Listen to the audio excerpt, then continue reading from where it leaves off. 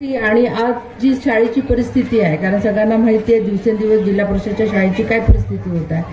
तर ह्या परिस्थितीमध्ये सुद्धा आणि विविध आपले कॉन्व्हेंट झाले आहेत, सीबीएसई स्कूल झालं, त्यामध्ये आपली जिल्हा परिषद शाळा जर अशा पद्धतीने टिकून राहत असेल तर त्याचं खरं श्रेय ही शाळा व्यवस्थापन समिती झाले, असे चांगले लोकप्रतिनिधी मिळाले त्यांचं श्रेय आणि नक्कीच शिक्षक वृंदांचं श्रेयशिवाय होऊ शकत नाहीत. एकदा सर्वांसाठी मी खरं तर मनापासून खूप खूप तुमचे आभार व्यक्त करते, शुभेच्छा देते. आणि अशाच पद्धतीच्या मला माहिती आहे सावनेरमध्ये जवळपास 115 शाळा आहेत आणि मला वाटतं 50% जास्त शाळांची पटसंख्या ही चांगली आहे.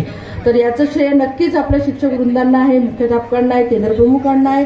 तर अशा पद्धतीच्या आपल्या शाळा टिकल्या पाहिजे. जर आपण कारण माननीय आमदार साहेबांनी पण सांगितलं आपली आता नव्या शाळा आल्या, परंतु आपल्या इथे जे बसलेले आहे, इथे व्यासपीठावर बसलेले आहे किंवा WCL के भी आप सभी सन्माननीय है, तो आपण सर्वजण खालच्या याच्यातूनच शिकून आलेलो, जिल्हा परिषदेच्या शाळेतूनच शिकून आलेलो. आणि आज मी जेव्हा इथे उभी आहे मी सुद्धा